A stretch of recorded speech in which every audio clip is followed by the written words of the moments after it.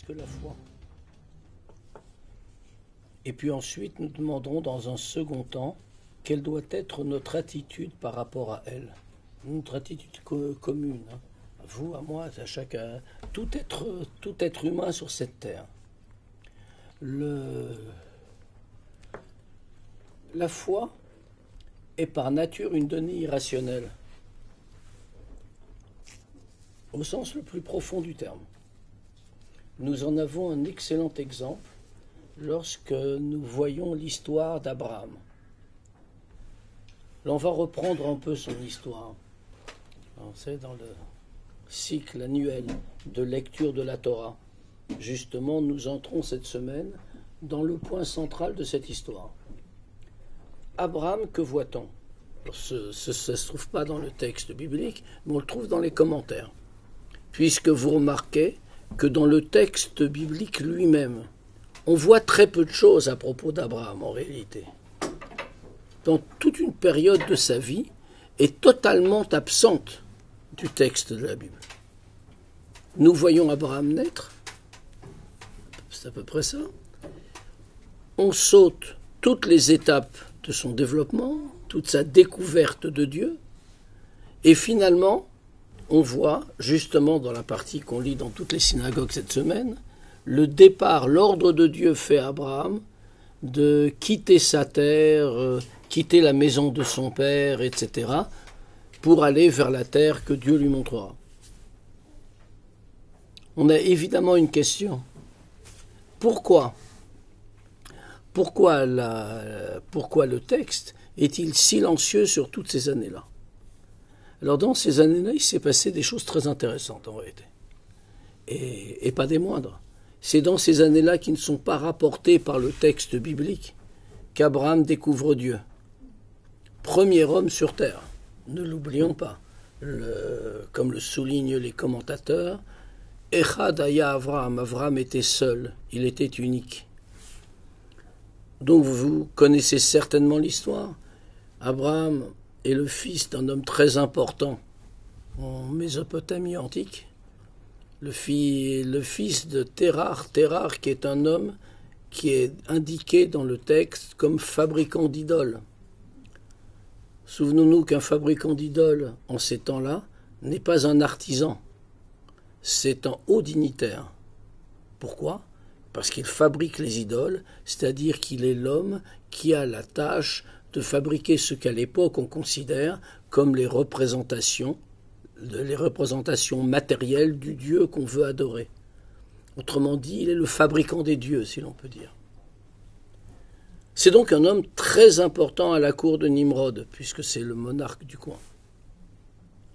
Abraham, les commentateurs le racontent, brise les idoles de son père parce que simplement, il a réfléchi. Alors, retenons bien cela, il a réfléchi, c'est tout. Il a réfléchi, il s'est dit, si on prend une définition, on va dire raisonnable, de Dieu, ou des dieux, même si on est polythéiste, si on prend une définition raisonnable de Dieu ou des dieux, ou de la notion de divin de manière générale, on ne peut pas imaginer qu'un Dieu soit produit par les mains d'un homme. Alors n'oublions pas qu'il faut regarder ça avec le regard de l'Antiquité, bien sûr, pas la vision moderne. Aujourd'hui, on dira, ils ont voulu représenter quelque chose simplement, c'est en plus une œuvre d'art aujourd'hui, c'est dans les musées. Mais en ce temps-là, l'effigie du Dieu est le Dieu. On lui parle, on lui apporte des offrandes, il répond aux questions, etc. Enfin, c'est le sens de tous les rituels antiques, en réalité, dans les temples qu'on appelle aujourd'hui païens. Et donc, il se dit, mais je vois mon père fabriquer les idoles. Il n'est pas possible qu'un homme fabrique des dieux. Ou alors ce ne sont pas vraiment des dieux. Il faut que je découvre Dieu. Et donc le commentaire, c'est le Midrash qui nous dit cela. Abraham part pour le désert en cherchant à la recherche de Dieu. Et puis dans le désert, il voit ce qui est le plus impressionnant, c'est le soleil. Et il dit, bien voilà, maintenant j'ai trouvé. Lui ne peut pas être fabriqué par des hommes. C'est lui qui gouverne tout. Il peut nous brûler. Sans lui, on ne peut pas vivre. C'est Dieu. Et il adresse ses prières au soleil. Puis la nuit tombe. Il poursuit sa réflexion. Il est vraiment en recherche. La nuit tombe. Il voit que le soleil se couche, disparaît, et que c'est la lune qui apparaît avec son cortège d'étoiles. Il dit « Je me suis trompé. Le soleil ne peut pas être Dieu. Parce qu'un Dieu ne peut pas disparaître. Donc, le soleil n'est pas Dieu. Mais la lune qui est capable de repousser le soleil, c'est elle qui est Dieu. » Et il se met à adresser ses prières à la lune.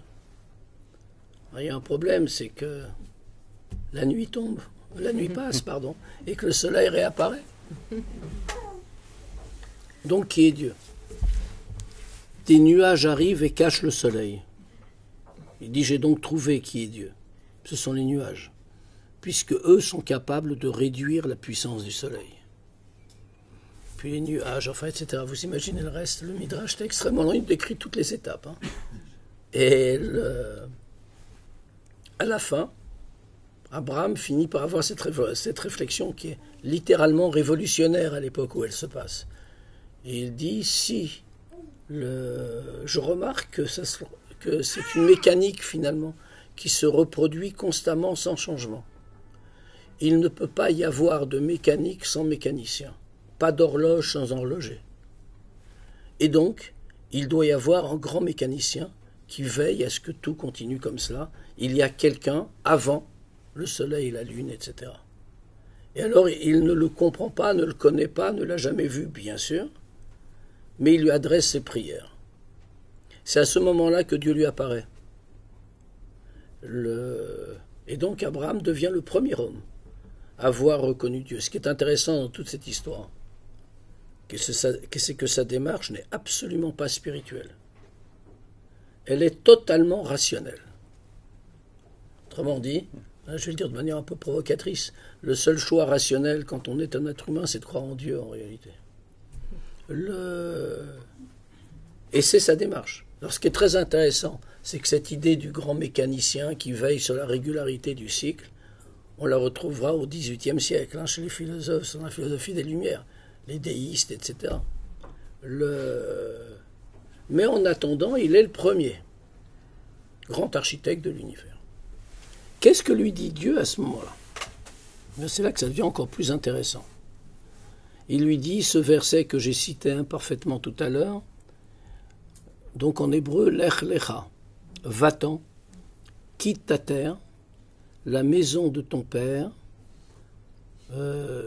mais pardon, je le cite en hébreu pour ne pas me tromper, puisque les mots sont importants ici. Lech Lecha martzecha, mimolatecha, je savais bien que j'ai oublié quelque chose, ou mi bet avicha, va-t'en, quitte ta terre, le lieu de ta naissance et la maison de ton père. Trois termes totalement équivalents. Alors, vous savez qu'il y a un grand principe dans l'exégèse, c'est que la Torah, le texte, étant parole de Dieu, il ne fait pas de répétition. Jamais. Il n'y a pas d'effet de style. Autrement dit, s'il y a ici trois termes, quand Dieu parle pour ordonner son départ à Abraham, c'est que chacun des termes a un sens. C'est bien sûr expliqué. Reprenons dans l'ordre. Va-t'en, ta terre, Artsecha. En hébreu, le mot Eretz, terre, a une parenté étymologique également avec le terme Ratson, la volonté. Donc, on va continuer. Molad Techa, le lieu de ta naissance.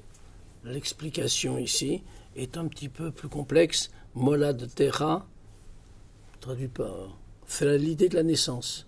Le père et la mère. Le père et la mère, c'est au sens figuré.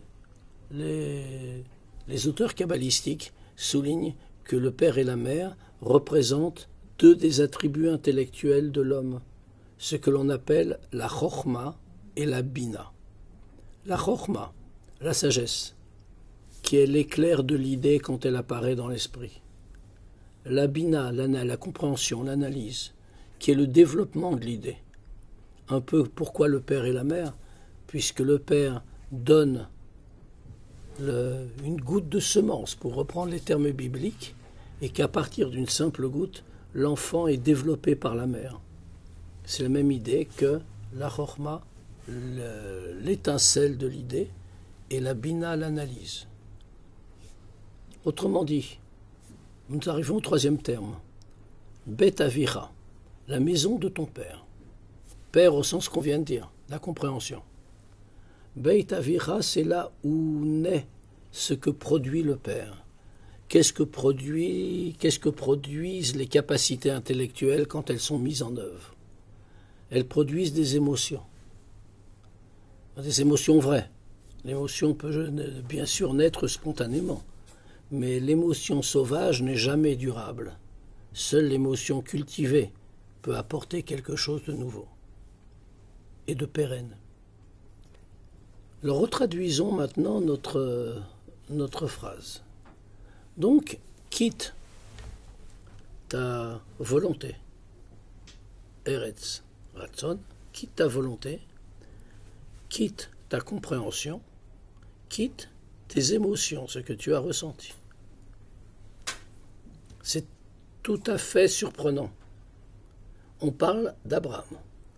Abraham qui justement vient intellectuellement d'arriver à des conclusions essentielles, qui a une volonté maintenant de découvrir Dieu essentielle, qui a ressenti les émotions primordiales, la crainte et l'amour de Dieu, par sa propre recherche et sa propre découverte.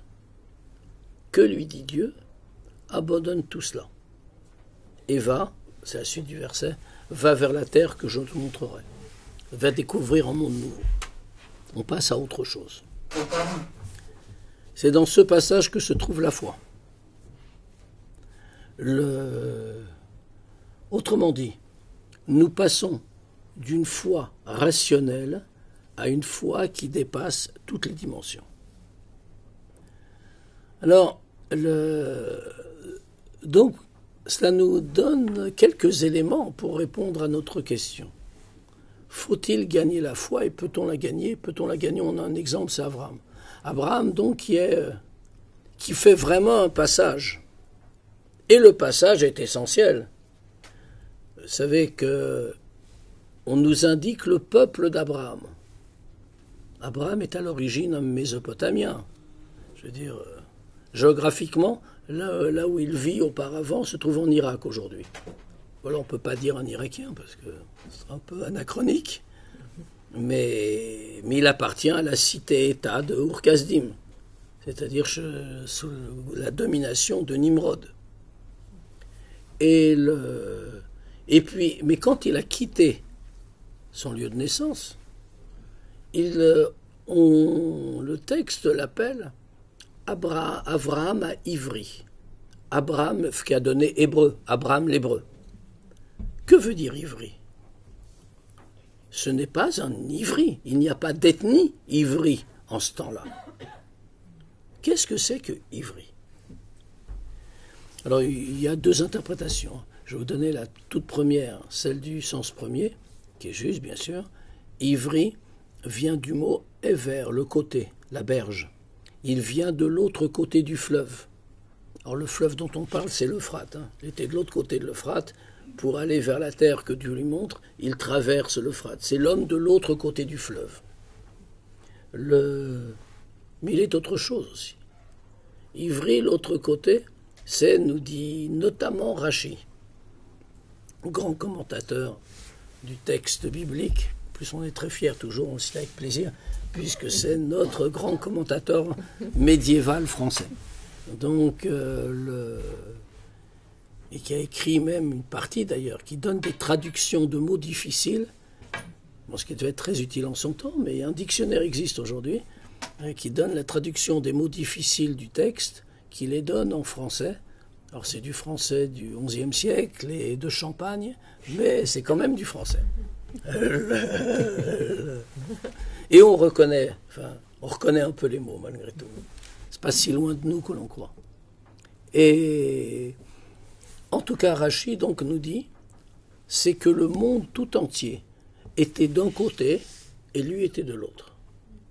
Le monde tout entier croit dans des idoles.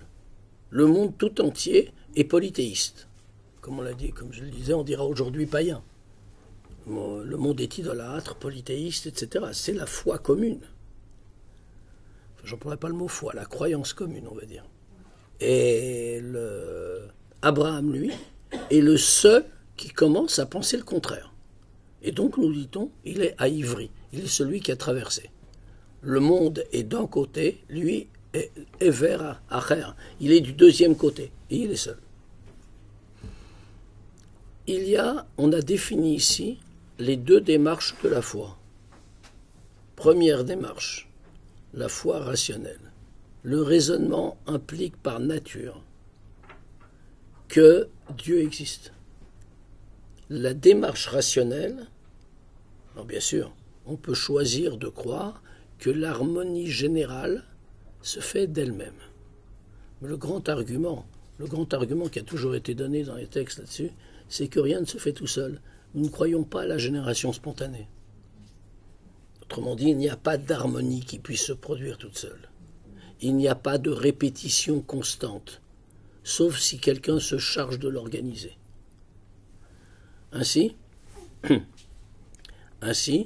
la première attitude est typiquement une attitude rationnelle.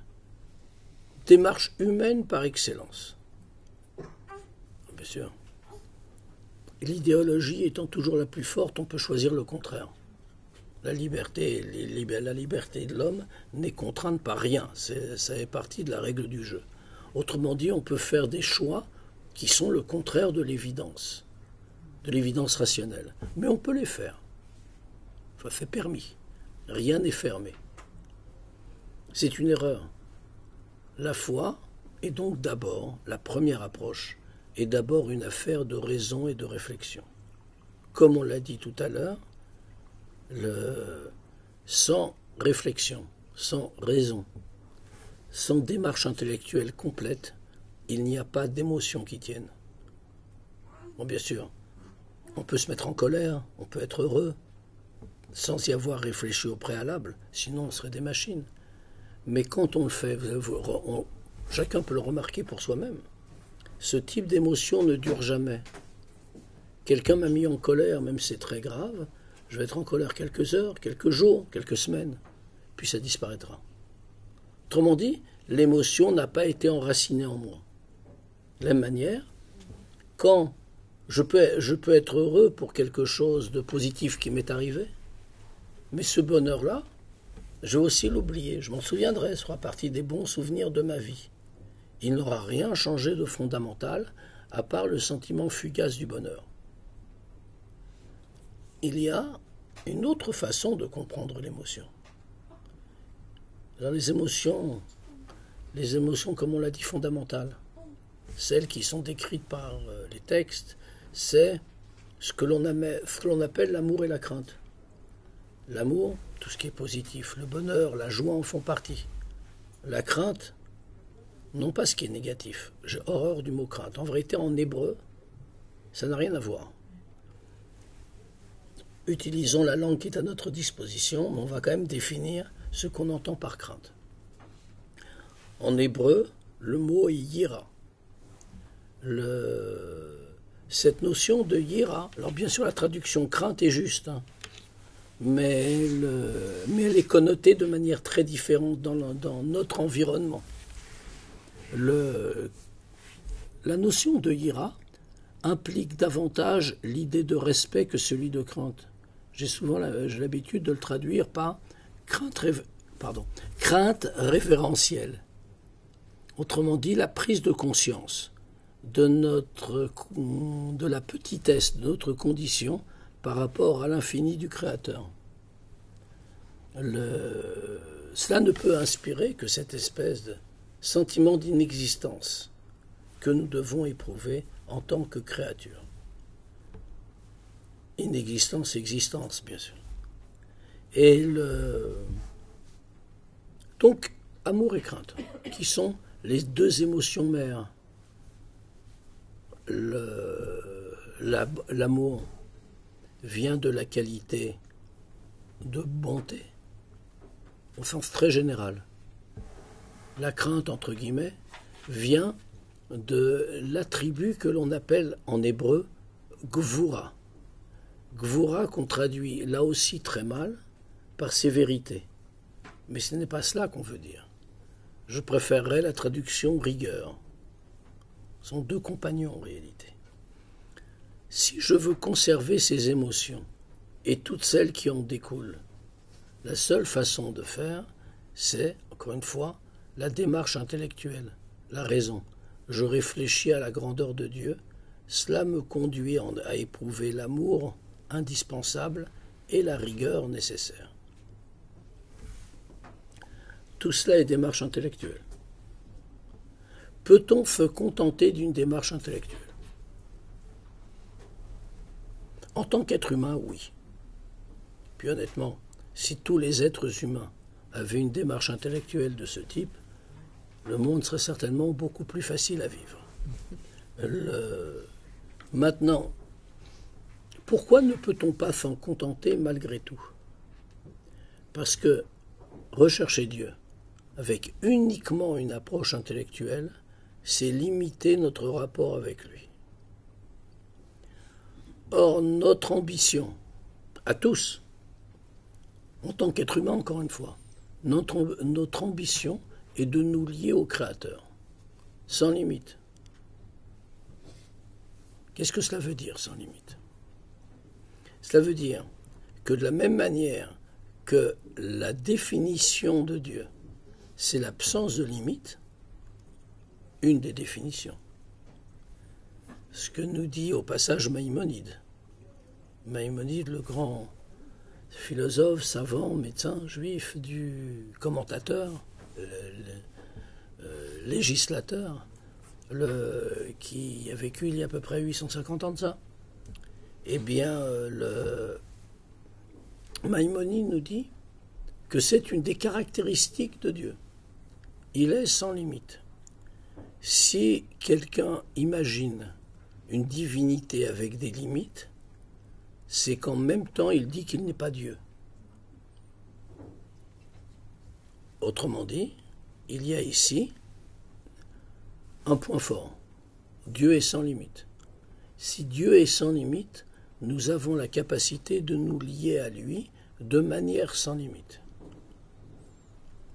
Or, la condition de la créature, c'est d'être limité inversement. C'est même toute la différence entre le créateur et la créature. La créature est limitée.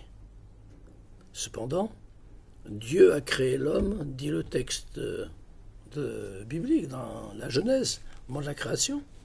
Faisons l'homme à notre image selon notre forme. C'est exactement l'opposé de ce que je viens de dire, bien sûr. Comment Dieu a-t-il une forme? Dieu a-t-il une image? Qu'il nous ait fait à sa forme et à son image? Cela signifie donc qu'il n'est pas question d'y voir ici un quelconque sens physique, un quelconque sens matériel. Dieu n'a pas de forme corporelle. Sinon on retombe dans ce qu'on disait à l'instant même. Donc quelle est la forme de Dieu? Quelle est l'image qu'il a imposée en nous? Il nous a donné les mêmes caractéristiques qui le constituent. La structure spirituelle de Dieu et la structure spirituelle de l'homme.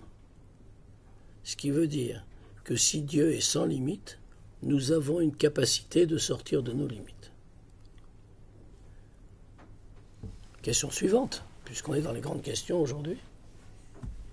Mais je vais vous laisser un peu la parole, hein. J'ai déjà beaucoup parlé. Mais encore 10 minutes, et puis ce sera à vous. Vous avez droit à 1 heure et après il y a un quart d'heure de questions. Non, là on veut vous écouter. Dans 10 minutes, on sera à 50 minutes. Ah oui? Ah non, vous trichez là. Mais pas juste. Non mais ce genre de thème, ça pourrait nous prendre 3 jours. Si vous voulez. Et donc, comment fait-on pour sortir de ses propres limites? On va le dire en une phrase très simple. sortir de ses propres limites, ses pensées au-dessus de soi. Autrement dit, l'approche de la divinité par la raison est une approche de base nécessaire, c'est la toute première. Il ne faut jamais la perdre. Parce qu'il n'est pas question de déduire de tout ce que je viens de dire qu'on va tomber dans je ne sais quel illuminisme, qu'on va voir des anges à chaque coin de rue et qu'on va essayer de les attraper par le bout des ailes. Il ne s'agit pas de ça. Au contraire, l'absence de limite, ce n'est pas sortir de la réalité du monde. C'est de trouver Dieu dans la réalité du monde. C'est ce qu'on appelle la foi. Alors, comment parvient-on à ce deuxième type de foi? Ce qu'on va essayer de dire dans les 10 minutes qui nous restent. Je suis sûr qu'il ne restera plus qu'un quart d'heure derrière. Donc on va essayer de le dire dans ce bref laps de temps. Comment arrive-t-on à sortir de ces limites et à parvenir à une foi infinie? Ça se mesure chaque jour. Littéralement chaque jour. On commet parfois une erreur. C'est de croire que le lien avec Dieu est limité à un certain nombre de rites. Alors bien sûr, les rites sont importants, dans quelque religion que ce soit. Mais il y a autre chose. C'est la vie quotidienne, la vie de tous les jours. Alors, comme vous l'avez compris, on ne gagne pas la foi. Mais mon titre est un peu provocateur. On ne la gagne pas, on la révèle. C'est très différent. La foi est inhérente à la nature humaine, on vient de le voir. Non, juste, il nous appartient de la révéler, puisque notre condition humaine, qu'est-ce qui fait obstacle à cette révélation? C'est très simple en réalité. Nous avons une phrase talmudique qui nous l'indique en quelques mots. Adam, je vous le cite d'abord en hébreu, Adam karov etzel atzmo, l'homme est proche de lui-même. Autrement dit, il est d'abord intéressé par lui-même.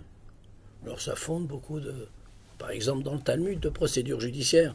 Quelqu'un qui viendrait témoigner en sa propre faveur n'est pas recevable. Pourquoi? Parce qu'il va mentir. Il ne pourra pas se retenir puisque c'est son propre intérêt qui est en jeu. Puis on en voit des applications dans la vie aujourd'hui au XXIe siècle, dans tous les pays à peu près. Je veux dire, si j'ai un intérêt, j'ai naturellement tendance, ça fait partie de notre nature aussi, à privilégier mon intérêt. Pourquoi? C'est ce qu'on appelle l'instinct de conservation. La nature veut toute créature, sauf effort déterminé pour faire le contraire. Mais toute créature a pour aspiration de toujours grandir, se répandre et exister.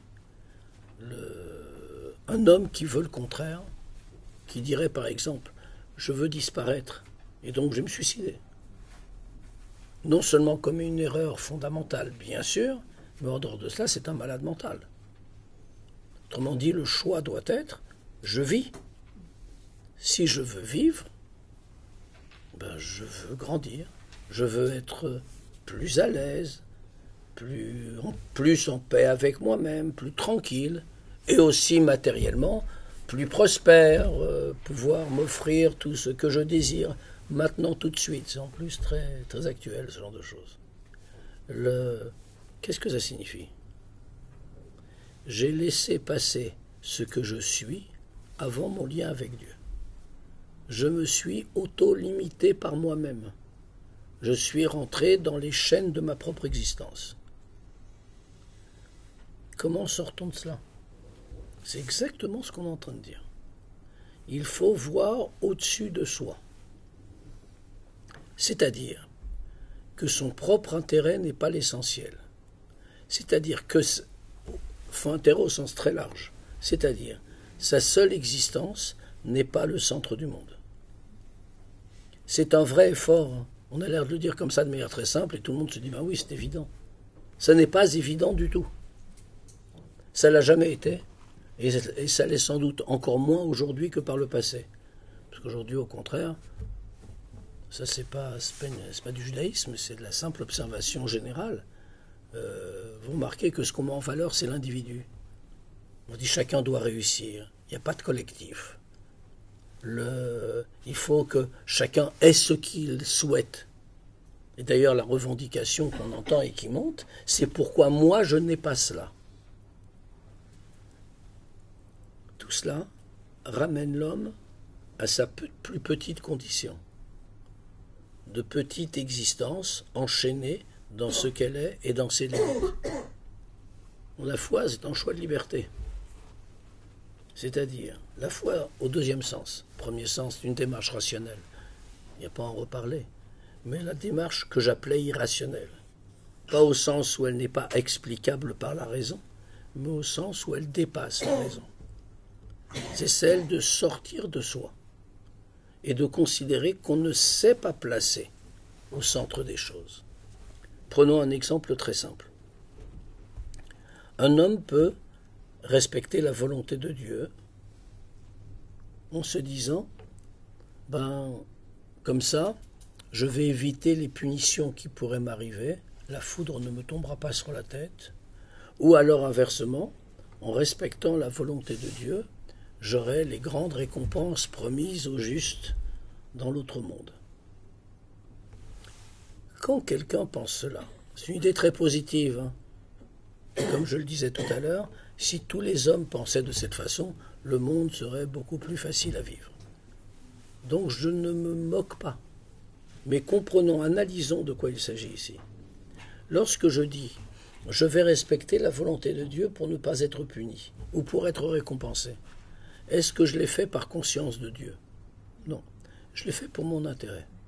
Je me suis une fois de plus placé au centre.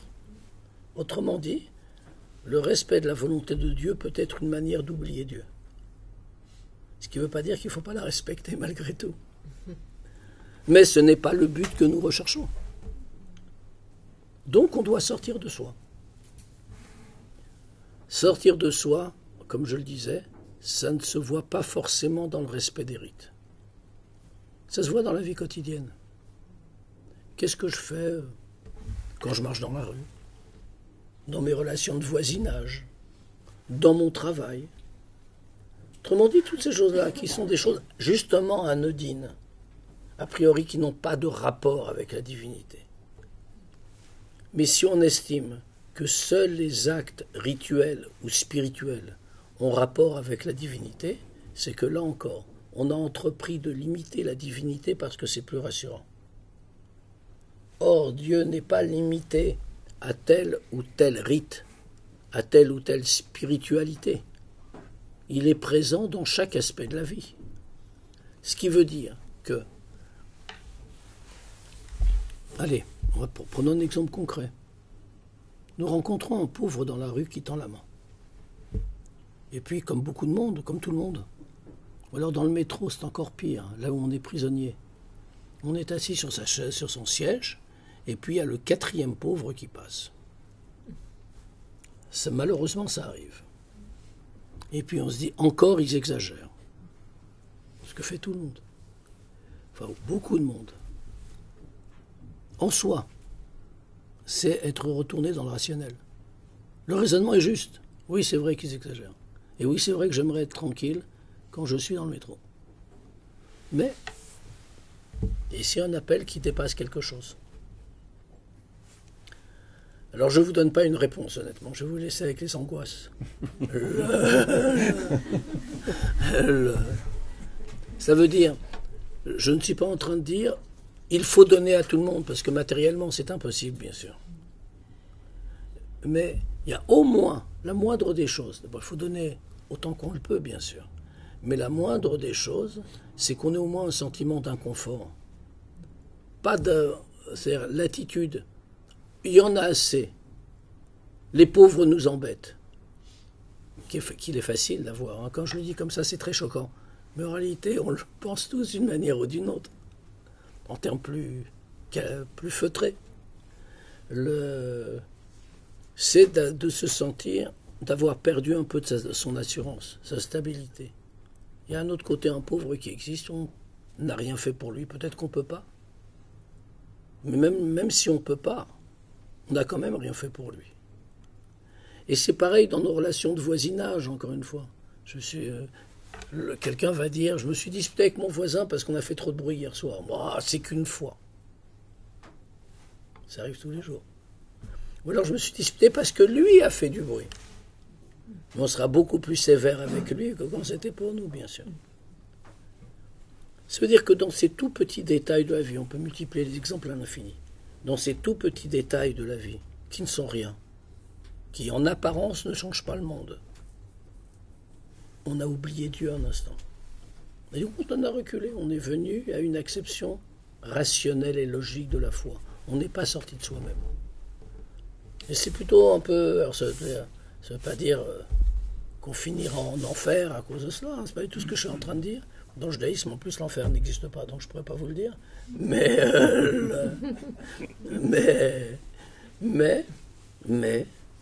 on a oublié le rôle des choses.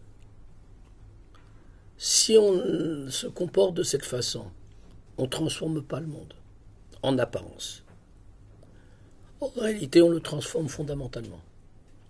Puisque, sachons-le, chacun, mais littéralement chacun, qui que l'on soit, chacun a entre ses mains la transformation du monde. Maïmonide a à ce sujet une phrase absolument remarquable. Il dit chacun doit considérer le monde comme en équilibre sur les plateaux d'une balance. Et son prochain acte va faire pencher le plateau de la balance, du côté du bien ou de l'autre. C'est-à-dire qu'un tout petit acte, quand je dis un acte de la vie quotidienne, peut faire pencher, ça c'est le mot de Maïmonide, enfin le reste aussi, mais là j'avais mis une interprétation, une adjonction qui n'était pas de lui, donc je préférais le dire. Et puis il termine en disant, le prochain acte peut faire pencher le monde du côté du bien et apporter le salut et la délivrance au monde entier. Donc mais cela passe, cette conscience-là passe par la conscience de la présence divine constamment. C'est-à-dire quelque chose au-dessus de soi. Et cela, c'est la foi qui dépasse la raison. Et ça, c'est justement l'attitude d'Abraham. Il a eu des volontés extraordinaires en Mésopotamie, chez Nimrod, des volontés, des compréhensions merveilleuses, sublimes, des émotions parfaites. Mais pour avoir un rapport avec Dieu durable, qui dépasse les contingences de l'histoire en réalité, il faut sortir de soi, s'oublier et laisser place au Créateur. C'est la tâche qui nous a été léguée en réalité. Et personne n'est exclu de l'effort. Merci à tous et c'est à vous. Une question par rapport à ce qu'on a dit tout à l'heure, la démarche rationnelle et empirique en fait d'Abraham. Personnellement, je me retrouve dedans, mais on voit aussi beaucoup autour de nous des gens qui, je dirais, ont comme une illumination et déclarent, témoignent avoir rencontré Dieu d'une manière qui n'était pas rationnelle, d'une manière qui est irrationnelle. Donc, dans le monde chrétien, notamment d'où je viens, comme la plupart des gens qui sont ici, c'est des choses qui arrivent fréquemment, les gens ont une apparition, et après ils s'intéressent du fait à la Bible, etc. Donc qu'est-ce que vous pensez de ce genre d'approche en fait? Ce que j'ai voulu dire, j'avais ça en tête justement, quand je parlais de se méfier de l'illumination. Alors je ne mets pas du tout en cause, bien sûr, la sincérité de ces témoignages. Tout à fait clair. Maintenant, cette espèce, c'est aussi une des raisons pour lesquelles j'ai choisi ce sujet. Je sais qu'il y a beaucoup, on peut s'interroger sur l'idée, ça a été très fréquent dans le christianisme, pas forcément dans le catholicisme, mais en tout cas dans le christianisme, cette notion de grâce préalable. Dieu choisit et il apparaît sous une forme ou sous une autre à quelqu'un et il y a donc cette illumination. On ne peut jamais exclure que Dieu choisisse quelqu'un. On ne peut jamais exclure qu'il y ait une sorte d'appel. La bonté de Dieu est littéralement infinie. Mais d'abord, l'appel physique, j'ai vu quelque chose, c'est mon côté rationnel. J'ai tendance à lever un peu le sourcil. Dieu lance un appel. A-t-il besoin d'avoir une révélation, une lumière, une forme physique d'une certaine manière? c'est là encore limiter l'appel de Dieu.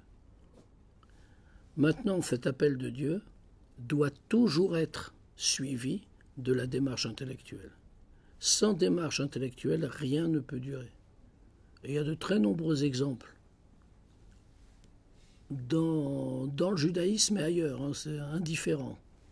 Il y a de très nombreux exemples de gens qui ont ressenti un moment quelque chose, qu'ils aient vu une lumière ou qu'ils n'aient pas vu, c'est secondaire, qui ont à un moment ressenti quelque chose, qui, ne l'ayant pas cultivé, sont revenus dans leurs anciennes manières. Pourquoi ? Comment c'est possible ? Si quelqu'un a entendu un appel, de quelque manière que ce soit, comment peut-il revenir en arrière ? C'est un petit peu comme si vous disiez que Moïse, en descendant du mont Sinaï, est parti voir ailleurs ce qui se passait. C'est absurde, j'ai entendu un appel, et a fortiori, si j'ai vu quelque chose, je dois y adhérer toute ma vie. Mon attitude doit changer totalement. Pourquoi est-ce que ce n'est pas le cas ? Je finis juste. Eh bien, pour une raison simple, c'est qu'il n'y a pas eu de démarche qui pérennise l'ensemble. Tout cela doit être stabilisé. La caractéristique d'un homme par rapport à toutes les autres espèces, c'est ce qui fait de lui le couronnement de la création, pour reprendre l'expression biblique. C'est que c'est un être doté de pensée, de raison. L'animal réagit à des émotions, à des impulsions. Ça, c'est l'exemple classique. Lorsque j'agite un chiffon rouge sous le museau d'un taureau, il va charger. Pourtant, je ne lui ai rien fait. Je ne l'ai pas frappé, je ne l'ai pas touché. Le chiffon rouge, objectivement, ne le menace pas. Si ça avait été un être humain, enfin un être humain digne de ce nom, il m'aurait simplement dit d'arrêter. Il serait peut-être mis en colère, il m'aurait dit que je l'ennuie. Mais il ne m'aurait rien fait physiquement. Le taureau, lui, n'a pas de choix. Il va charger. Il va essayer de me tuer. Et pourtant, je ne le menace pas. Pourquoi cela ? Parce que le taureau n'est pas capable de raisonnement distancié. Il n'est capable que de réagir à des impulsions. C'est un animal. L'homme est doté de raison. Il peut la mettre en œuvre.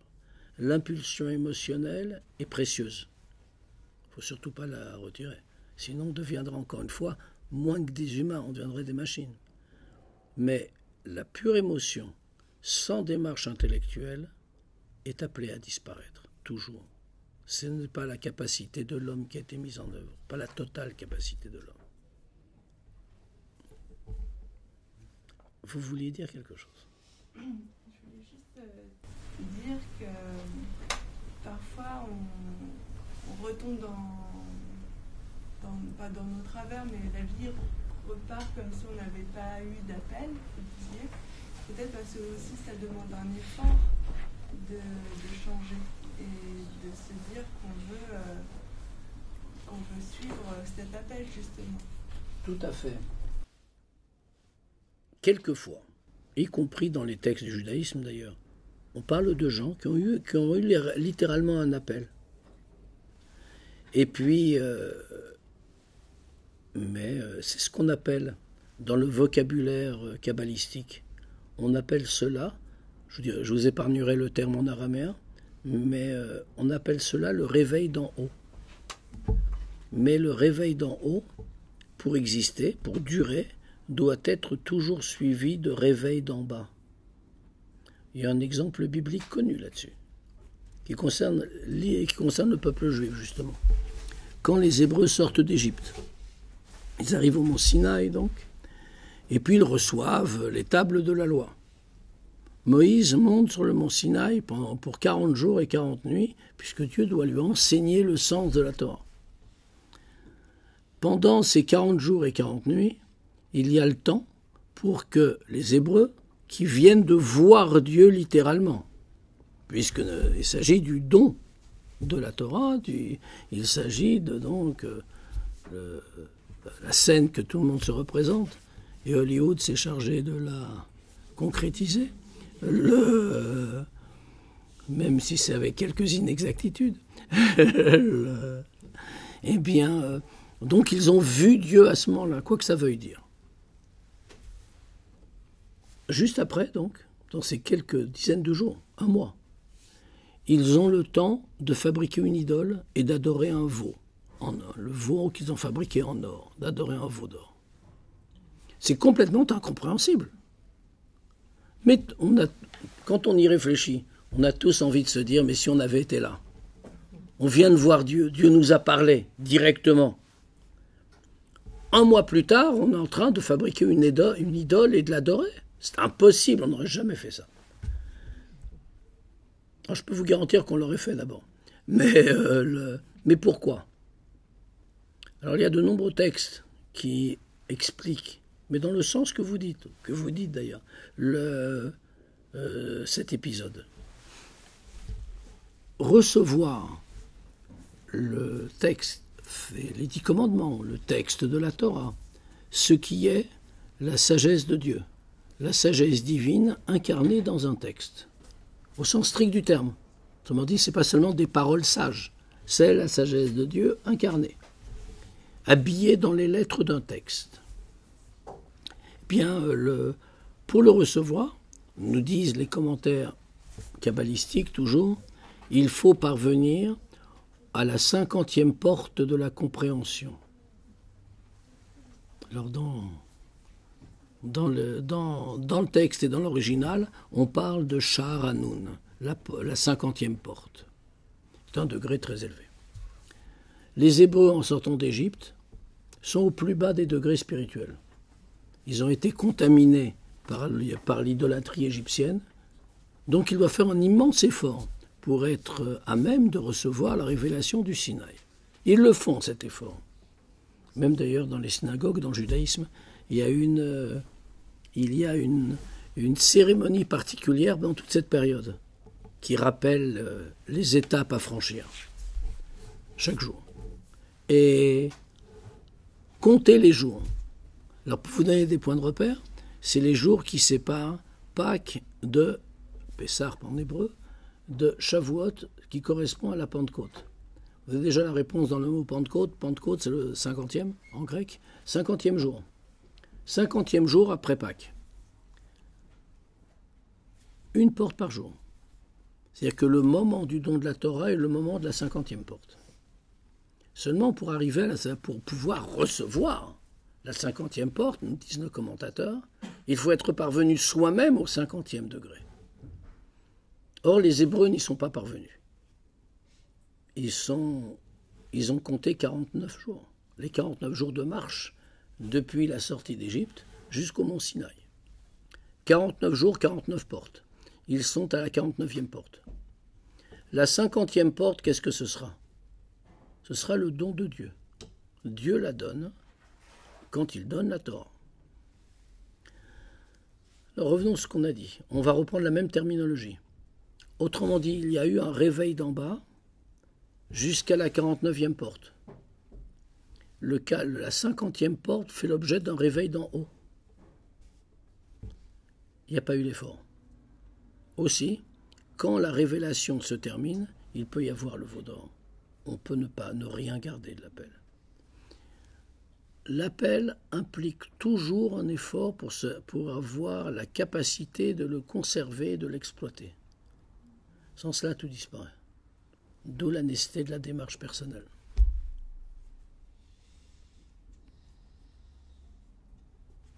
C'est à vous. Abraham, est-ce qu'il a... parce que quand même, sa vie a totalement basculé dans un autre monde, dans le monde de Dieu.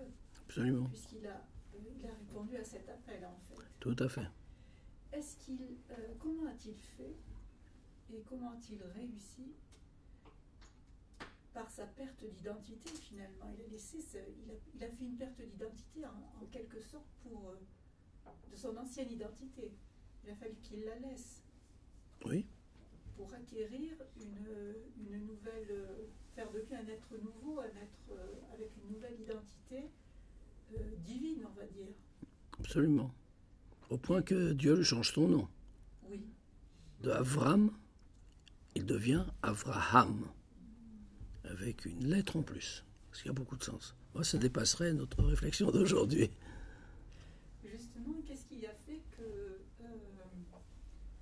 il n'a pas basculé, on va dire, dans la dépression parce que je pense à la partie psychologique. Parce que toute la démarche est une démarche de construction. Quand on dit oublier, c'est passer à un degré supérieur. Autrement dit, il y a une vraie construction d'une personnalité nouvelle.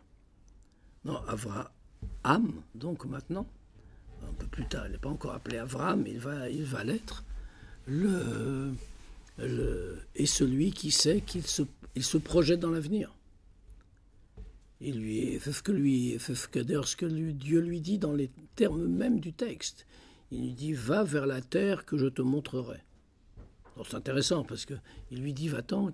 En ce temps-là, naître à un endroit était très important, encore plus qu'aujourd'hui en réalité. C'est ce qui définissait l'homme. On avait tous ces liens, toutes ces relations. On était un des membres du peuple qui était petit. Et il lui dit « Tu vas aller vers la terre que je te montrerai » qu'il ne connaît pas. Il ne sait même pas comment est la terre. Il ne sait pas ce qu'il va trouver. Pire encore d'ailleurs, le texte biblique va plus loin. Dès qu'il a fini d'obéir et qu'il arrive avec sa famille en terre de Canaan, comme elle est appelée encore à l'époque, puisque c'est ce que Dieu lui indique, il y trouve la famine. Il est obligé de quitter la terre et d'aller se réfugier en Égypte, de peur de mourir de faim. Autrement dit, tout le voyage est un échec, si on le regarde avec les yeux de la raison. Et il peut totalement désespérer. Il a tout abandonné. La richesse du monde civilisé, qu'est la Mésopotamie en ce temps-là. Et il est parti pour s'installer sur une terre où il y a la famine. Il va être obligé encore une fois d'aller dans l'autre pôle de civilisation qui est en train de naître, l'Égypte de la période. Et donc, que s'est-il passé? Comment fait-il? Mais ce n'est plus le même. Auparavant, il était Av, un peu d'étymologie hébraïque, si vous le permettez. Auparavant, il s'appelait Avram, sans la lettre supplémentaire. Avram, c'est le mot se coupe en deux. Av-ram. Av veut dire le père. Ram veut dire élevé. Le père élevé, hors de portée. La sagesse qui ne descend pas dans ce monde. Avraham change le sens. Alors ce n'est qu'une lettre qui a été rajoutée. Mais cette lettre qui, comme par hasard, est un He, une lettre du nom qui désigne le nom de Dieu. Eh bien, Avraham fait de lui le Av, toujours père, mais le père des nations qui n'est plus élevé.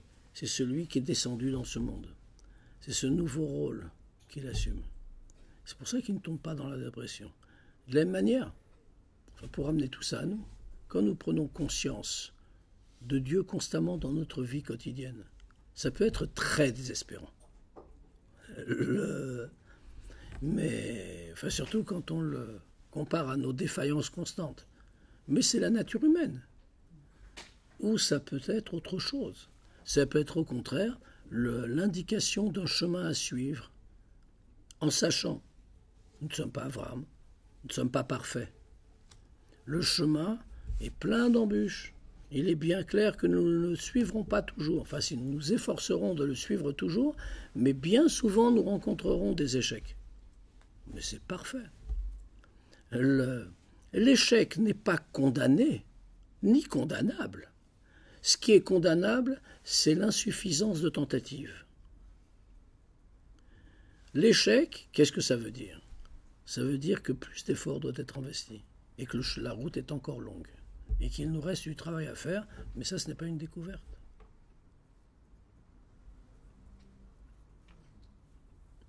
Sachant que la victoire est assurée. Ah mais pardon, avant de vous donner la parole, la victoire est assurée, je veux le préciser, parce que les prophètes l'ont annoncé, que à la fin, ce qu'on appelle la fin des temps, qui n'est pas une fin, mais on l'appelle souvent comme ça, lorsque le monde parvient à son accomplissement. Je préfère cette expression-là. Alors à ce moment-là, les textes prophétiques disent « Veruach hatuma evir minaretz » et je chasserai l'esprit d'impureté de la terre. Autrement dit, le sort du bien est de perdurer, le sort du mal est de disparaître. Donc l'échec n'est jamais que temporaire, tandis que la victoire est éternelle.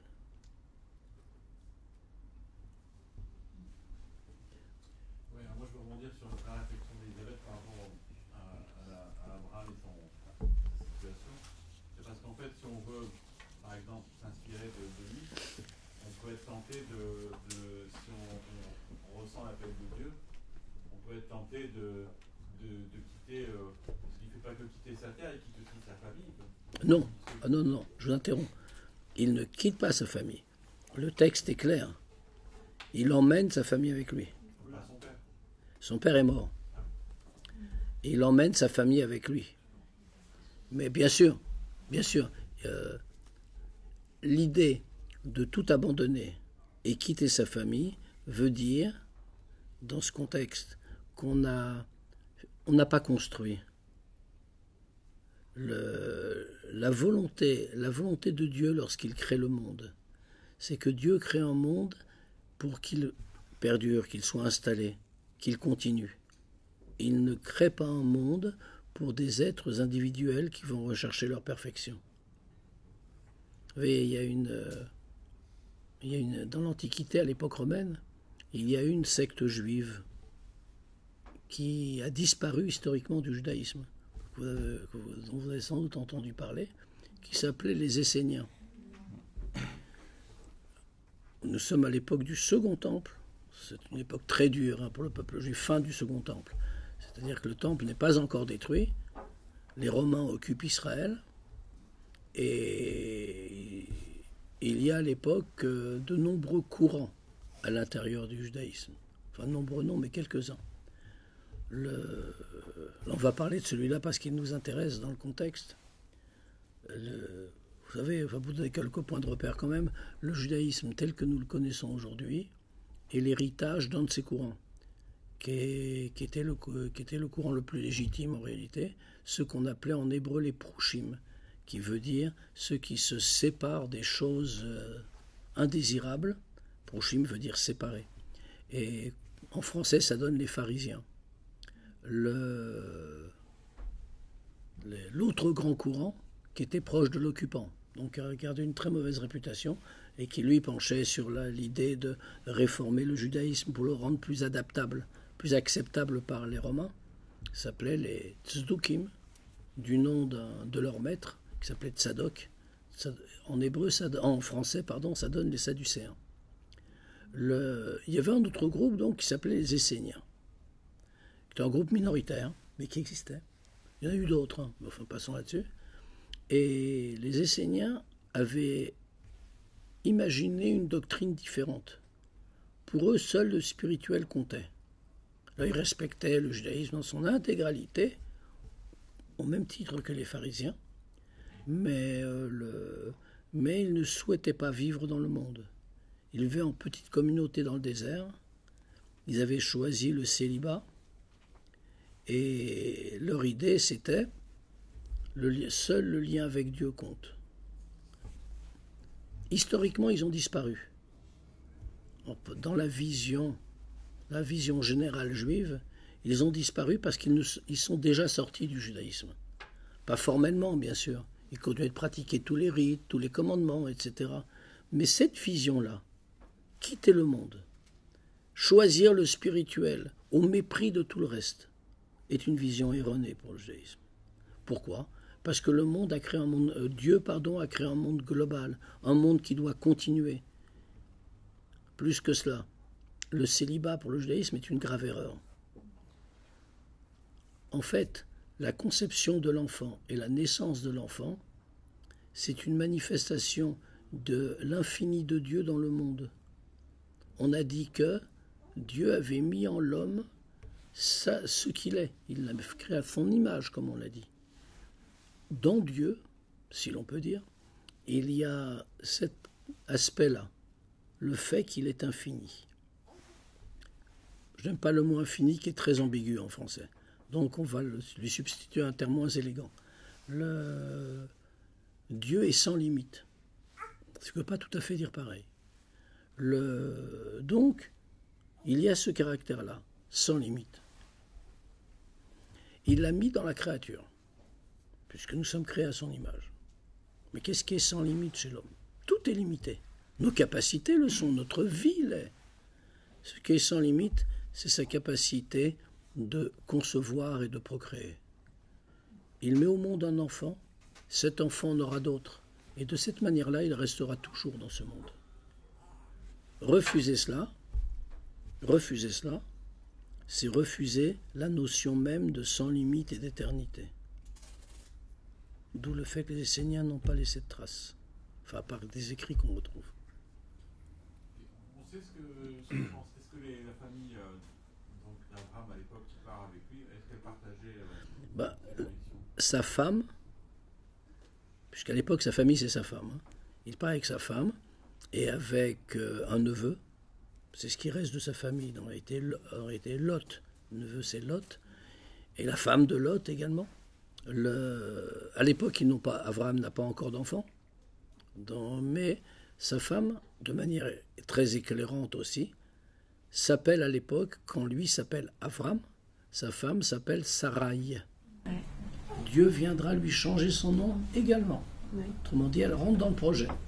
Elle ne sera plus Sarai, elle sera Sarah. Et le texte même, Dieu dit, voilà pourquoi on lui retire le yud, le y, qu'on entend à la fin, Sarai. Le Sarai veut dire ma reine, ma princesse, du terme Sar, qui veut dire grand prince en hébreu. Et en lui retirant le y qu'on entend à la fin, qui est la lettre yud en hébreu, on retire le possessif. Elle n'est plus simplement ma reine, elle est la reine de tous les hommes, puisqu'elle leur apprend le message de Dieu.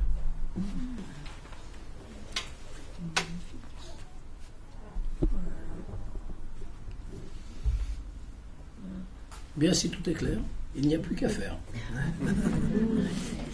S'il n'y a pas d'autres questions, je voudrais revenir sur un autre point que vous avez abordé, qui concerne donc, vous dites quand l'homme recherche une récompense dans son service divin, alors j'ai déjà entendu souvent qu'en fait il pensait à lui. C'est une démarche un peu égoïste, intéressée, même si elle est globalement bonne parce que ça produit des bonnes choses. Et j'ai entendu souvent en fait que c'était, notamment en étudiant avec mon DRHM, qu'en fait c'était une réaction en fait, en effet d'intérêt. Mais pourtant ça fait partie des 13 principes de Maïmonide, la récompense. Et c'est un peu ça a été, ça fait partie des bases du judaïsme. Bien sûr, tout à fait. Quand on dit cela, on regarde de deux points de vue différents. La notion de rétribution dans l'autre monde existe dans le judaïsme. C'est même le corollaire nécessaire à la notion de libre arbitre dans le monde. Mais ici, on ne regarde pas de ce point de vue-là. Dans ce que je disais à l'instant, on ne le regarde pas du point de vue de la récompense et de la punition, qui sont effectives. Le regarde du point de vue du lien avec Dieu. Or, mettre ces notions au centre est une atteinte à la pureté du lien, même si ces notions existent. Or, ce que nous recherchons maintenant, ce n'est ni la récompense ni la punition. À la limite, il y avait un grand sage du judaïsme qui, dans un moment d'extase, au sens strict du terme, s'est exclamé, s'adressant à Dieu, je ne veux ni ton Gan Eden, ton inférieur, ni ton Gan Eden supérieur, puisqu'il y a plusieurs degrés dans la tradition kabbalistique, je ne veux que toi tout seul. Il ne voulait pas un degré encore supérieur de récompense. C'est pas ça qu'il disait. Et tout cela m'indiffère. Finalement, ces récompenses-là sont relativement secondaires. Même si par ailleurs on nous dit que c'est le plus grand des plaisirs dont on peut jouir, dont peuvent jouir les âmes, etc., etc. Mais ce n'est pas le sujet. Aujourd'hui, nous ne cherchons pas une récompense, ce qui serait intéressé, comme vous le disiez. Nous recherchons le pur lien avec Dieu, sans lequel on ne saurait vivre.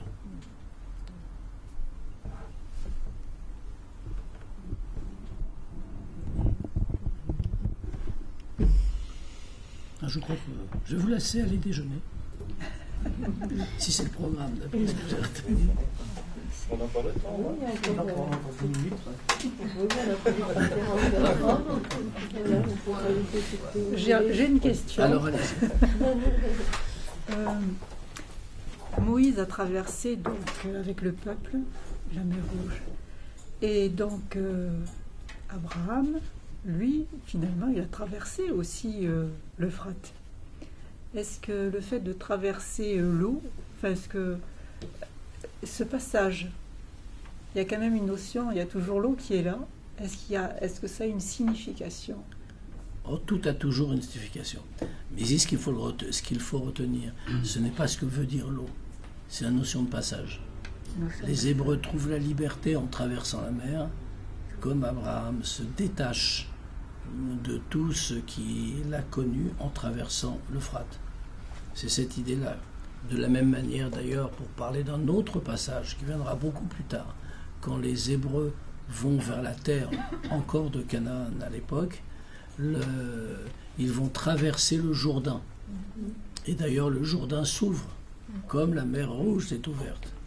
Le Jourdain s'ouvre pour leur laisser passage. Et là aussi, c'est un passage, parce que l'entrée en Israël, bien sûr, une valeur, on va dire, historique et géographique, mais ça a d'abord une valeur spirituelle. La terre d'Israël est une terre différente de toutes les autres. Donc l'entrée en Israël est une étape autant spirituelle que nationale, si on peut dire. Enfin, entre guillemets. C'est la notion de passage qui importe, sachant que la vie est faite de passage. Donc il est important de se rendre en Israël quand même. Ah, aussi, ça n'est pas lié, mais en réalité, encore une fois, la terre d'Israël, je ne parle pas de la situation politique qui n'a rien à voir avec notre sujet, mais la terre d'Israël est une terre différente. Quand je dis une terre différente, c'est au sens strict. Le texte biblique nous dit, c'est en hébreu, Eretz asher ene Hashem Elokecha ba, mi reshit hashana ad acharit shana. C'est la terre sur laquelle sont les yeux de Dieu du début à la fin de l'année. Autrement dit, c'est une terre qui n'est pas comme les autres. C'est par ailleurs spirituellement une terre exigeante. Mais ça ne se voit pas tous les jours, en particulier quand on atterrit à l'aéroport à Tel Aviv. Mais c'est une terre exigeante, spirituellement parlant. Autrement dit, si les précédents, d'ailleurs c'est ce que dit le texte biblique là aussi, si les précédents habitants, les Cananéens, qui habitaient cette terre avant qu'elle devienne la terre d'Israël, ont été chassés, c'est du fait de leur propre perversion. Et le texte biblique emploie des mots très sévères. Il dit que cette terre a vomi ses habitants, comme quelque chose qu'on ne peut pas supporter. Et c'est vrai encore aujourd'hui. Même dans l'état actuel de la terre d'Israël, qui n'est évidemment pas l'Israël biblique, et qui ne le sera que lorsque, pour le judaïsme, le Messie viendra. Eh bien, même dans cette situation-là, c'est aussi une terre exigeante, qui appelle un comportement différent. Autrement dit, tous les actes pèsent plus. Il y en a une marque très simple. Donc, quand on voit dans la pratique du judaïsme, on peut prendre cet exemple parce que c'est très éclairant. En Israël, toutes les fêtes, à l'exception d'une, Rosh Hashanah, mais toutes les fêtes ne durent qu'un jour. Alors qu'en diaspora, quel que soit le pays, toutes les fêtes durent 2 jours chacune. 2 jours chômés. Alors qu'en Israël, elles ne durent qu'un jour, 1 jour chômé seulement. Et alors il y a des raisons, il y a des raisons tout à fait rationnelles pour cela.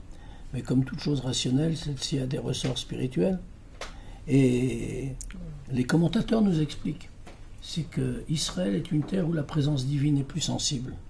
L'effort d'1 jour suffit à la faire apparaître. Alors qu'en dehors d'Israël, dès qu'on est sorti de ses frontières, encore une fois, il ne s'agit pas des frontières politiques. Aujourd'hui, je ne parle pas de l'État d'Israël tel qu'il est aujourd'hui, je parle de la terre d'Israël, même si l'État d'Israël en recouvre une partie. Lorsqu'on sort des limites de la terre d'Israël, l'effort nécessaire est plus important. Et donc 2 jours sont nécessaires pour la révélation de la présence divine, puisque c'est le but des célébrations, des fêtes, etc.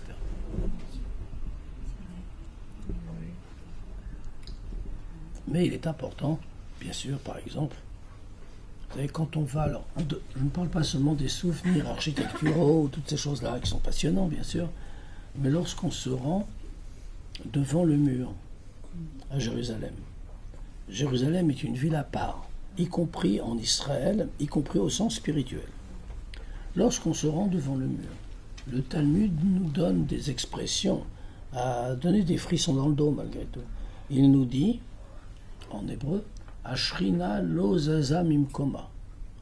La présence divine, la Shekhinah, n'a pas quitté son endroit. Autrement dit, lorsque on se rend devant le mur, on est à l'extérieur du temple. Enfin, quand on reprend le plan du temple tel qu'il était, le mur que vous voyez à Jérusalem est le mur d'enceinte extérieure qui cernait le bas de la colline où se dressait le temple. Et là, on se tient à l'extérieur. Donc on est vraiment tout à fait à l'extérieur de la montagne du temple. Lorsque, à cet endroit-là, la Shrina, la présence divine, existe toujours, elle se tient toujours, rien n'a changé. Même si le temple n'est plus là, même si on ne voit plus qu'un reste de l'édifice. Mais, et donc il a fait un endroit particulier, un endroit très spécifique, que Dieu a choisi, faut-il le rappeler, selon la tradition juive, depuis la création du monde. Parce que là aussi, les textes nous disent que la création du monde a commencé par cet endroit.